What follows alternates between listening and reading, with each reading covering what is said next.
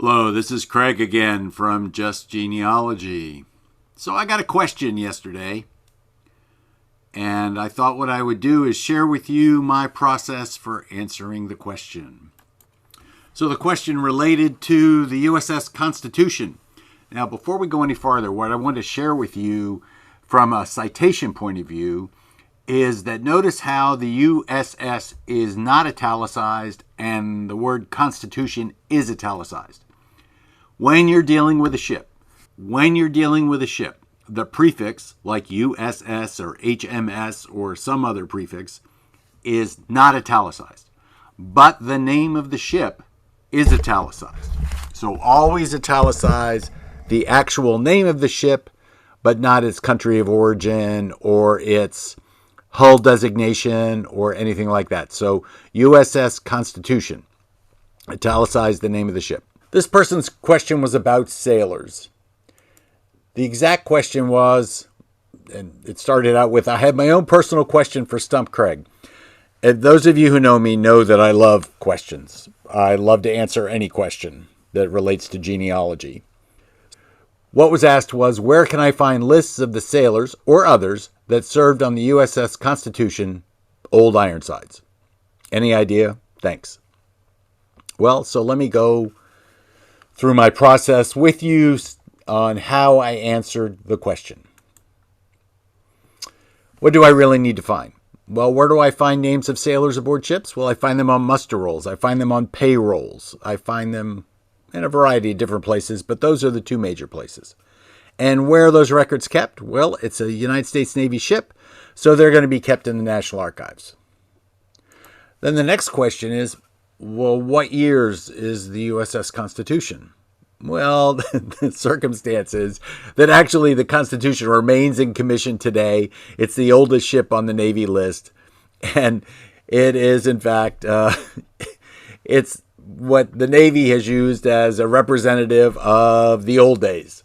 Now, it has been on and off the Navy list over time. And it has, in fact, had its name changed once to Old Constitution so that some other ship could be called the Constitution, actually a aircraft carrier. So, where do you go now? Well, I want to know more about the Constitution, so I'm going to go to the Dictionary of American Fighting Ships at the Navy History and Heritage Command. It's called DANFS. I never can remember that, so I always just plug into Google Dictionary of American Naval Fighting Ships or Navy Fighting Ships, and it will take me to the Navy History and Heritage Command website where I can eventually get to the Constitution and I can read all about it, everything it did and all that kind of stuff. Now, that is not necessarily the easiest way, but I consider the value of the information at the Navy History and Heritage Command better than the information that's on Wikipedia. In what year do we start having muster rolls or people on the ship? When does the ship start? When is she commissioned? Well, according to both the Dictionary of American Naval Fighting Ships and the Wikipedia, 1797. So what I need to do is see what can be accomplished outside of the archives. In other words, what can I do to avoid going to the National Archives, especially since it's closed because of COVID? So the first thing I'm going to do is go to the card catalog in Ancestry, and I'm going to plug in Navy Muster or Navy Pay. And the only thing I come up with is U.S. Navy Muster Rolls 1949-1971. Oh, shucks.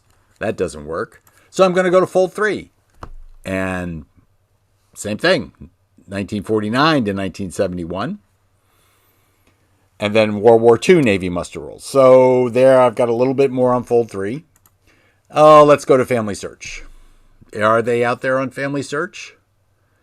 And they don't appear to be.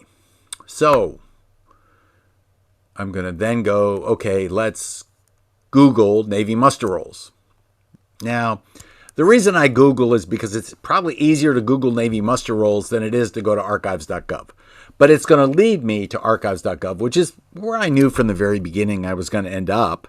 But now I'm stuck in that I have to go to the National Archives to figure out what it is is available and where it might be available. And shucks, why don't Ancestry or Fold3 or Family Search have it? A lot of muster rolls are full of names. They should have it, but they don't. So, of course, out there in archives.gov, there is a thing on U.S. Navy muster rolls, 1798 to 1939. And they tell me what are on muster rolls, but for a Navy guy like me, I already know that. But what I really need to know is what muster rolls are available. So I look and I see they have muster rolls 1798 to 1859. So that definitely is within the time frame that I'm interested in. It's a microfilm publication, which makes it even worse for why Ancestry and Fold3 don't have it. It's T829.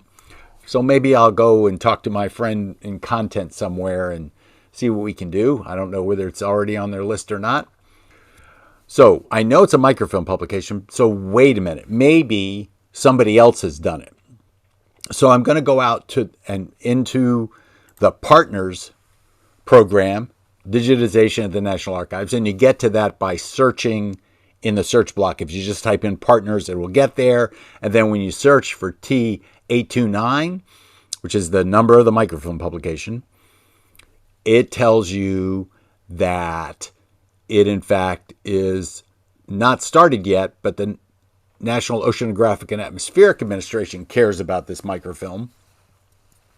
So let me check them.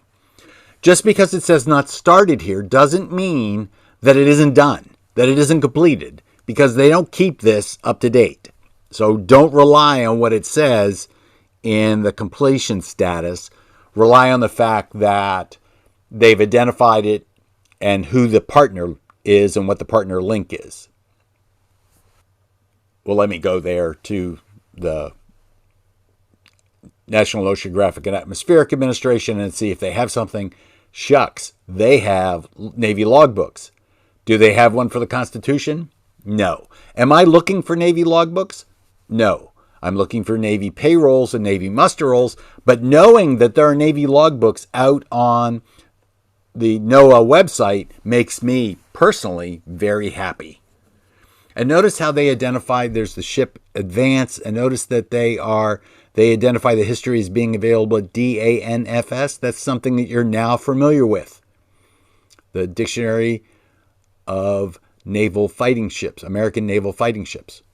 It looks like their interest is in weather, and their interest is in ships that are lighthouse ships and those kind of things, if you look at the original logbooks that they have.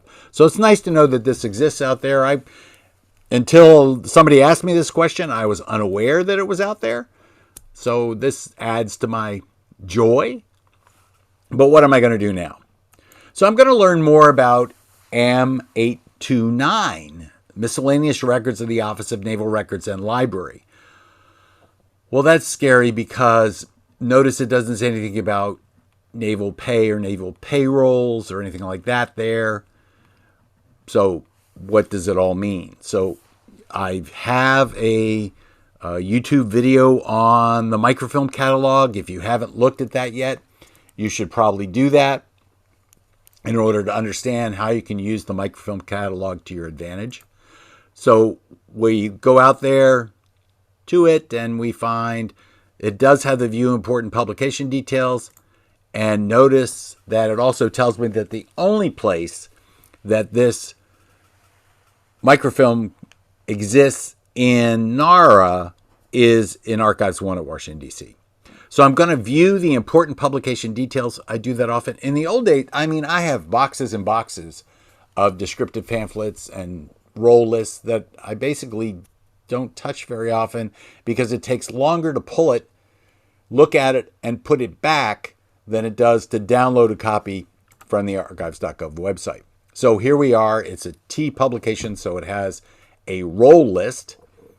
And if I do a search on this and I look for Constitution, I see that there are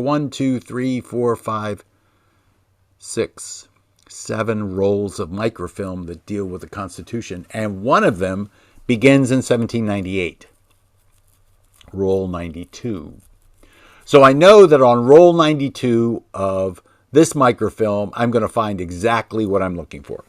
So the next thing that I'm going to do is I'm going to go out to WorldCat to see who has miscellaneous records of the U.S. Navy Naval Records Library. Well, I find only 3 places close to my zip code, in fact, 3 places in the world.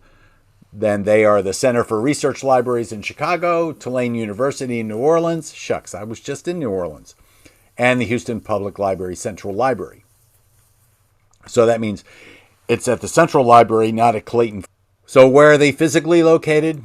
Well, in looking further, we find that the information that we're looking for, the muster rolls for the USS Constitution, are found in the National Archives in Washington, D.C., in Cabinet 93A, drawer number 4, and that's where you're going to find a copy of NARA Microfilm T829.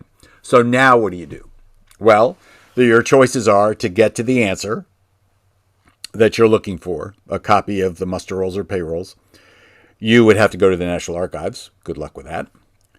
I would recommend, if that's the only thing you're looking for, that you hire somebody from the Association of Professional Genealogists who is local to DC, or someone from the Board for Certification of Genealogists who's local to DC, and ask them to get it for you. You could also send a letter to the National Archives, but that will take you a very long time. And I don't know actually what their response actually would be. They probably would be very helpful. So here's a picture of the USS Constitution, and this is an oil on canvas done in 1896. And it's a painting at the U.S. Naval Academy Museum in Annapolis, and it was donated in 1960. And the official U.S. Navy photograph is now in the collection of the National Archives. The thing that we've been talking about from the beginning. So, this has been Craig at Just Genealogy, converting people doing genealogy into genealogists day by day. I actually had fun doing this. I asked the person who sent me the email if I wanted them to tell them or if I wanted them to teach them. And so I got onto a Zoom call with them in order to teach them at their request immediately. And I enjoyed that so very much. And then I asked if I could go ahead and do this for you all today. So recognize that I'm into answering questions. And so if you have a question that you want to have answered and you would like me to teach you rather than tell you, that doesn't prevent me from telling you if you don't want me to teach you.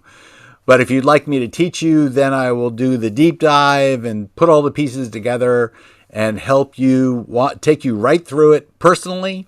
And then, if you let me, I will do a YouTube video on your question.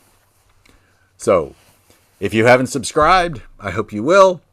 If you haven't liked this, I don't know why you wouldn't, but tell me why you didn't like it. If you didn't, tell your friends. I would like very much to be able to do this for the rest of my life. That's about 30 years. That would be fun.